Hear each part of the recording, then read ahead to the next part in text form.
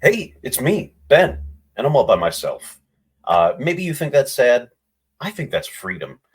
Much like General Stormin Norman Schwarzkopf, uh, I'm here with a degree of freedom to do whatever the hell I want. And that is true. You can Google that. Stormin Norman, when he graduated from West Point, he didn't want a named degree because he just wanted it to represent his freedom to do whatever the fuck he wanted. Kudos to that man. And kudos to all of you here today to watch this video, which is a roster review of Shane. Before we get to that, though, friendly reminder we are inside of 2 weeks when contracts need to be set. As you can see here on my screen, August 27th is NFL Cutdown Day, which is the arbitrary date we set for having your contracts set. Crash course in contracts again. We have 8 total to set, 4 4-year contracts and 4 2-year contracts. So we'll kind of run through that again before cut down date, but basically we'll have to email Carl or myself or whoever, maybe just the awful official Gmail, with those 8 players and what length of contract you want to give them. So that's fun. We'll get that. Anyway, August 27th, roster cut down day. Name your contract day. We're here to talk about Shane and a roster review. As you can see here on Espen, Shane, who has updated his team name to go Jeff Yourself. I'm not sure what that's a reference to, but it is a thing. He was initially slotted at 8th place. He has bumped up to 7th through a flurry of, I'm sure, brilliant roster moves. What about Fantasy Pros? Fantasy Pros has Shane here in 5th. Go Jeff Yourself. You know, it occurred to me recently that maybe I never really dove into these Fantasy Pros rankings. I wanted to do that real quick. And this is something that you guys can do too. It's a free account. It gives you this league wizard. You can go through and kind of take a look at things. It does break his whole roster down by position ranking. Second best tight end, second best D-line group, third best DB group. Boy, that's important. Fourth best offensive flex, sixth best starting wide receivers, seventh quarterback, seventh linebacker, ninth running back, ninth in the IDP flex. He's got allegedly the seventh best starting group on offense, or altogether. I guess that probably includes IDPs, huh? And the fifth best bench. So that's kind of how they slot these power rankings out. They give it some random arbitrary score. He's in 5th place, 93 points overall. Pretty good. Well, let's take a look at how his draft went. Again, in our sped up version of reviews, I'm going to go with a loved and loathed category. Shane, in the first round, or first batch of rounds, went Justin Jefferson, Travis Kelce, Rashad White, Michael Pittman, Joe Mixon, and Jordan Love. Of these picks that I loved, wow, didn't actually see that coming.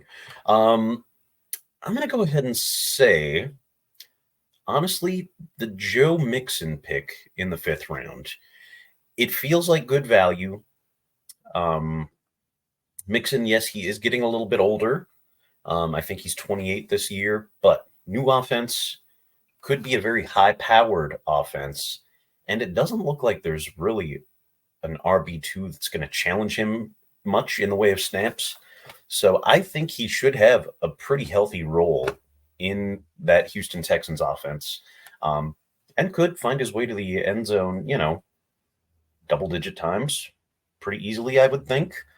So yeah, I felt like Mixon is a pick that I could totally get behind, especially in the 5th round. That felt like a good place for it. The one that I loathed, honestly, I think it's Travis Kelce here in the second. Um, and it's not Travis Kelce himself that I don't like.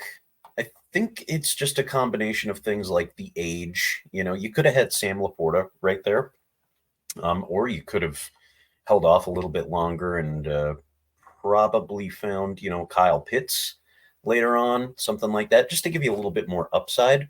Um, Kelsey, I'm sure, will, continue to be tight end 1, 2, 3. Obviously he's going to be an elite scorer. And with that first down bonus for tight ends, maybe it's better than I'm thinking, but I think more than anything, it's just the age here that really kind of burns me. So could have improved there. That's where I'm at with it. But overall, first round looks really good. I know you got your guy Justin Jefferson, so you're locked in with an elite receiver whose stock is going to go up. The rest of these guys all have some upside, I think. Rashad White, I don't love him, but he's going to catch a ton of balls. Pittman, again, in a good offense with the quarterback. The only thing is he's going to have touchdown upside. We'll see. But overall, yes, I'm feeling pretty good about the first round. Let's move into the second batch of rounds. Shane down here this time. We went TJ Watt, Bobby Okereke, Christian Kirk, Jaquan Brisker, Deontay Johnson, and Kayvon Thibodeau. Again, a group of players that I think are actually pretty good here. Let's start with loathed this time. For me, I'm going to call out the DB position, but I'm a little less confident in this one. So Brisker has not really finished that great his first couple of years in the league. He's got all the talent in the world. He hasn't had a lot of big game-changing plays. I think he's got 2 interceptions maybe through his first couple of seasons. So hard to see if that upside is there. He's a great tackle maker. I think he's got 100 tackles both the first couple of years. But last year, I think he finished as like safety 14 maybe. And the year before that, I don't think it was much better. Now, the one thing that I was thinking is the Bears really didn't have much for a pass rush. So it kind of could be limiting what Brisker's doing back there in terms of playmaking. Maybe he does need to play it a little bit safer and just go for the tackles since, they haven't really had much on the line. And now that could be changing. They've got a really good rookie, Austin Booker. Montez Sweat is locked up. So things could be changing. Maybe we do see some more splash plays from Brisker this year. We know they've got lockdown corner in Jalen Johnson, I think is the guy. So we'll see. But again, DB, not my favorite pick, regardless. So there's that. Pick that I loved, I'm going to say I'll go with Thibodeau. Now, I don't know how good he'll be, but here's the reason that I loved it.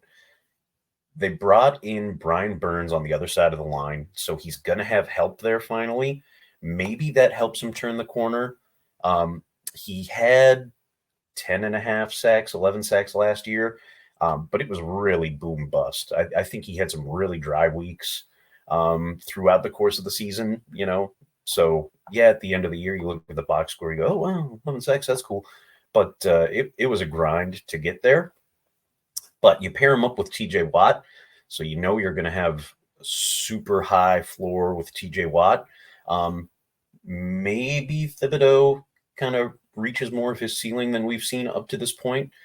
Maybe, like I said, having help on the other side of the line with Burns helps him kind of realize, untap some more potential. So I feel like it's a good pick. I feel like the value is there. I like that. And the rest of these guys are all solid. Okereke is going to be a top 3, 4, 5 linebacker. Deontay Johnson is a pick that I really like too. I think he's really going to turn some heads in Carolina as a Panther. Things need to really go right for Bryce Young, but Deontay Johnson could have himself a really good breakout year this year. So, and really good value where you took him. Claps for that. All right. The final half of the draft. Shane found himself at the front spot again. I don't know how he did that.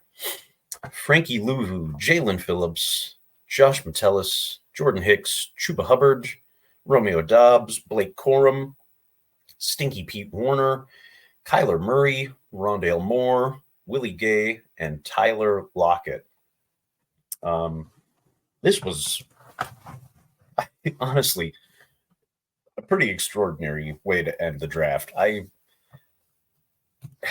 Boy, if I had to go so far as to say I loathe to pick, my knee-jerk reaction is going to be Pete Warner, who has just really not lived up to expectations. Now, the puzzling thing is I say that, and the Saints just gave him a contract extension, so I don't know what to make of it. I do like that you paired him up with Willie Gay, though, who I honestly could see stealing a lot of snaps from him at this point, but that contract extension muddies the picture. Regardless, I think he got a lot of upside with Saints linebacker with Warner and Gay, so that's good. Rondale Moore, I think, didn't we just find out he's lost for the season? I'm pretty sure. So, but this was the draft from a couple months ago, so go figure. Maybe he's sitting in your IR spot already. We'll see. Pick that I loved, though. I think everybody was really kind of shocked that Tyler Lockett was there at the last round of the draft. So, I mean, you can't hate on that. Frankie Louvu here, paired up with Okereke, that also feels like super good value. So, honestly, like I said, this whole final part of the draft really played out well for you. I don't think you've reached on anybody. Kyler Murray is another absolute steal this late in the draft. I mean, with Love and Murray, that's like a hell of a, who are you going to start on any given week? So probably trade bait at some point in time throughout the course of the season. Yeah, this really, you addressed what I thought would be questions. And there weren't a lot of questions even going into this. So overall, it's a really solid draft. Let's take a look at the squad. So yeah, we've got pretty much everybody you would expect to be sitting in those starting spots. If we look at the depth a little bit, you got Willie Gay sitting on the bench. Oh yeah, you've got an IR spot available now, so that's a free pickup. I don't really even have any huge questions with depth as we look at it. Yeah,